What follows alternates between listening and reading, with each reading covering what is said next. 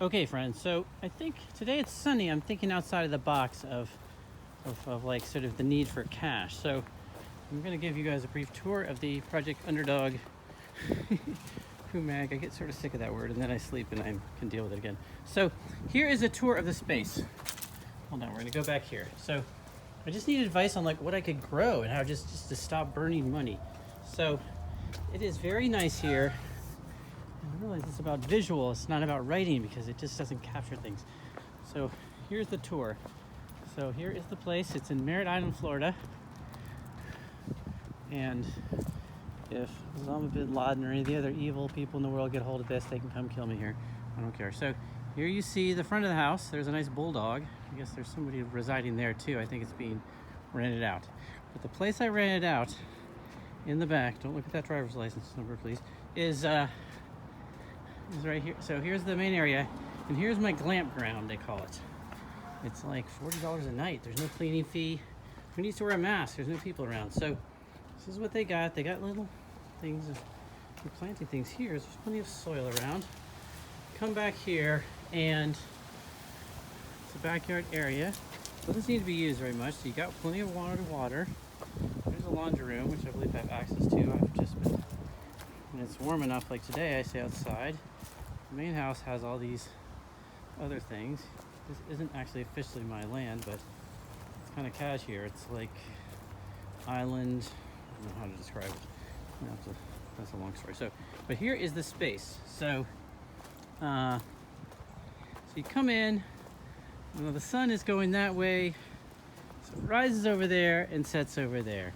I'm trying to make it look tidy. You know, this is again, this is country, so people don't really mind if you got beer and cigarettes, but I don't have either. So, let's see, I'm just trying to make it look tidy though, because better to not have problems. So again, you come in the space, and it's kept up nice. The neighbor, he does that's kind of a lawn mowing service, I think, of some sort, and you know, it's kind of a courteous relationship with the neighbor. Oh, there's a key. I actually just found the key, but I'm not gonna, of course, mess with my nice neighbor. And got some nice plants, got an area out here. So it's in the afternoon, the sun is there, it must rise around there. I set this up nice, it's got like a little seating area. Back here there's wood, so it was really cold last night. They brought a heater, but honestly I just didn't want to break any, didn't want to arouse any problems. There's plenty of fuel around for stuff. Little desk here, little, whatever you call this, armoire. Beautiful thing. It's Bali is the design. I guess looks like they have a bar that must be shut down, so they're kind of struggling. It's the Bali bar, but this is the Bali Glampsite. And just collecting, I mean, there's stuff that falls off, so it's easy to find fuel around from the palm trees, and that burns nice. And I just wanted to double check, didn't want to cause any problems. There's plenty of places to get. People throw stuff out all the time here, so you can get other big or larger pieces of wood. And I'm not sure why they put this thing up here. Probably just for some privacy. It's a beautiful space, you know. I'm trying to keep it neat. But again, I'm probably way overdoing it because everything smelled like cigarettes when I got here. So, but to keep it neat, I have this area here. I have an air conditioning. I have the back area. Here's all the beddings, really nice stuff. And, my clothes, who needs to wash and dry when it gets pretty nice during the day. So it is shaded there. There's sun over here. I started putting stuff today thinking, well, if I can keep paying the $40 a night, then I can put my compostable waste there. It's got so much, and then the sun, I'm just guessing based on it being there without kind of knowing it by heart. It's going to rise in the morning there, so there's plenty of sun. Like I say, to keep warm, I don't even need a heater. I got a water bottle. There's thrift stores all around, so I can kind of sell off stuff and keep generating cash as I wait for public assistance. And look at this lovely kitchen area. You got all the stuff you need. I've been just trying to spend very little. There's a spinach salad with noodles. You got this set up really nice. Heating pad helps with some aches and pains. I don't have to go into that, but it's all set up. And And really, I just need to think creatively within the realities here about how I could just spend very little on food and spend it all in this $40 a night place. That's $1,200 a month. So, and then the living area, I mean, you could have guests, you could have family, a partner. It's a little complicated thing, but look, it's a nice shower, heats up. Last night it was kind of cold, so the problem is I stayed inside too much because I was thinking it was cold outside. So this area gets pretty cold in the night. It's got a sofa bed, you lay out the sofa bed, trying to keep it neat. It's got the computer monitor thing. I bought the what's it called? The store next door. There's just like the sharing center. It's wonderful, and they sell. People donate stuff and then they sell it for almost nothing. So here, for example, I bought a phone. I'm gonna cash in my phone. Look at this Samsung phone, AT&T. Pretty sure I can just put a chip in this. I bought this for $1. So it's like, wow, you can quickly downsize and get stuff so cheap. It's kind of what TechStange does. So. I mean, just an example, I bought this for $2, I think. So instead of having my stupid phone all the time, which is like a target for thieves, look at this, an icon. I think that was like $3. So it's a really nice setup. I'm just facing this weird cash economy crunch. I got my birth certificate. And so I got the converter, so my little junior, where is it? My Chromebook can talk to the computer, so to the thing. So I really have such a wonderful workspace. Pretty cheap, and it's just easier to explain visually. In the shower, it got cold last night, so I just turned on the shower and steam it up a little bit.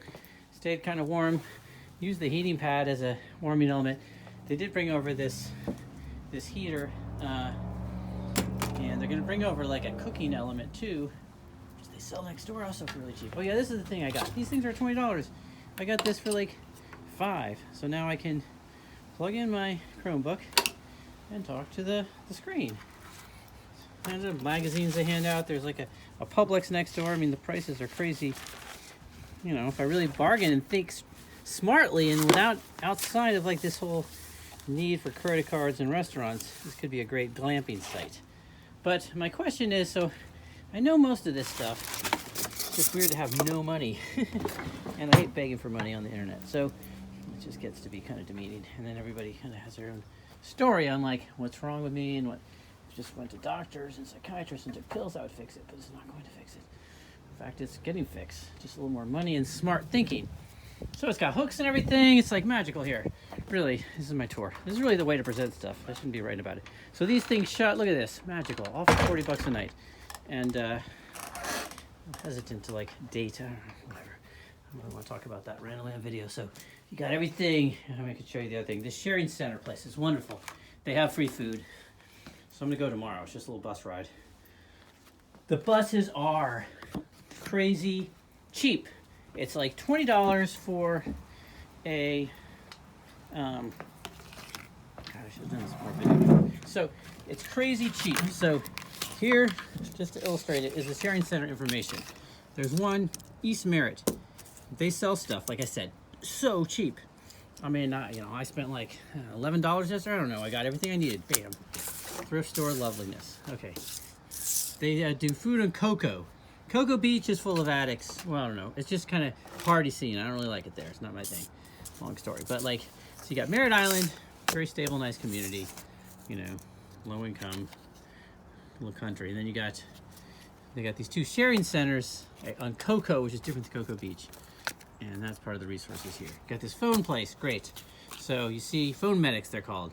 Have an ambulance. That guy was wonderful. I liquidated my phone. I told him I don't have any money. He gave me all these tips to live cheap. Bam. Okay. Getting a driver's license down here. Simple, easy. I just like need a residence, and I'm just like get hung up on figuring that out. But you get a driver's license. That's easy. Oh yeah, transit. So there's a woman who she like works at the trailer park. She's been here all of her life. She's this kind of Christian lady. Really nice though. She gives out free transit passes. That's all the way up on, what's the name of the area? Cape Canaveral, which does have addiction issues. But, bam, $1.50 for a pass. So cheap on the bus. Credit union, bam. Man, they have so many credit unions here. Well, there's a big credit union. Everybody has a credit union. It's not this obscure thing. People don't have Chase and Wells. So, you know, that's a great resource. I just need to get my ID tomorrow. And, you know, so it's just a great place with a lot of, like, people kind of willing to help each other. Here's what the sharing center is about, you know. Look at all they basically they do feed people. See, they don't do much shelter. That's the issue. But, like, and the thrift store is magical. Like, I'll check out the other ones. It's just like you get everything for like $1 or $2. So what's the challenge? The challenge is, and Publix right down the street. Thing is, I need my new food stamp card because it got lost, and Massachusetts is in crisis. So I don't know, nothing comes. It looks like I can actually pay for food at the store with Western Union, which I have to figure out, or Presto. So I don't need the Visa, MasterCard, Discover, Chase, all that. So what's my challenge? Well, actually, it's just thinking about how to not buy food, but raise or harvest it. So, boom. So, you know, I'll figure out the little online money stuff. I can go to Publix, bam, pretty cheap, you know. Got a spinach salad. I'm actually pretty well. The nutrition is pretty good. Ooh. Plus, you get use these extra room, you start fires, you can cook stuff and stay warm, and it's really nice. And there's no COVID, I mean, look at it. Nobody's around. It's really sweet. And there's a mailbox place. They're kind of difficult. I don't like them. But I can get my mail right up the street. So, again, the resources, you got so much if I just stay offline, but I just need to get breakthrough. A watch, $3, $2, amazing. So, what don't I have? What don't I have? What I don't have is these teas. So hey, nutrition, exercise, fresh air, good health. So what's missing? What's missing is how I could use this land to raise food. So I've talked around about fishing with people. So go to the ocean, that's a huge investment. You know, these guys buy hundreds of dollars in equipment. They spend like for tons of money on you know, these like sea worms and like sea shrimp to catch bigger fish like pompano. And I tried that before. Then you're spending all this money and you're feeding the ocean and you're not feeding yourself. So I'm gonna ask local people, but you never, I don't know, maybe I'm just too northern acculturated. So let's say I set it up, right? Pretty good sun, pretty good land. Talking this through. Got my little compost area, I'll put that over here. Look at all the stuff I got. So, what could I raise and harvest easily, simply, so I have to stop paying for food? That's my question, and I don't know. And as much as it's fun to read, maybe I'll read that stuff tonight. I get sort of inundated with all the other administrative stuff I need to do. So that's my question, friends, is I will read it stuff, but that's much easier for me to have a back and forth conversation with somebody. Maybe I'll go to the nursery today. But look, I create all this fuel just comes from the neighborhood because people are throwing stuff around. You got like big, larger chunks of wood. You know, here, like construction wood. Bam. Look at that. Wonderful fire. All cool. So the thing is, for Johan or anybody who can connect me with anybody for just a simple conversation without needing to go into the friggin' whole story, what would I put down up here, back here, that it could harvest? Because I think going out there and catching fish, that becomes expensive. And I think for the freshwater fish, there's pollution. For the saltwater, it's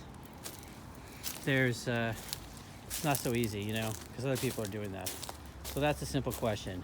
How would you use this land? Assuming the banking stuff works tomorrow, I get my money. What should I put down here so I don't have, so food comes out of the land? Does that make sense? It's a really pretty space, you know. Maybe I'll have people over. Just I'm used to the suspiciousness of the city or the more dense areas. It doesn't exist here, so hopefully that makes sense. Let me know. I find it's really hard to translate, as I kind of write on the internet. It's like so hard to translate and explain one locale to another. You know, should I be wearing a mask back here? No. If I walked around, I could show you what it's like too. But what a wonderful space. And it's just been unseasonably cold. It was like 30 degrees last night. It's probably going to be 40 or 50 soon. Look at all this wood. Bam. Plenty of firewood. But the question is how to have nutritious food from the land. What do I buy? And I'll ask local people. But if people have ideas, and if there's any way to get seed money for that, that's all I kind of need. as I kind of figure out this weird world of banking and transactions. Makes sense? Anyway, that's the idea. So thank you for watching. Let me know if this makes sense. The thing is, the more I forward this to people who don't know the story, then they jump in with all sorts of useless advice, and that becomes just a headache. All right, thank you, and take care. Bye.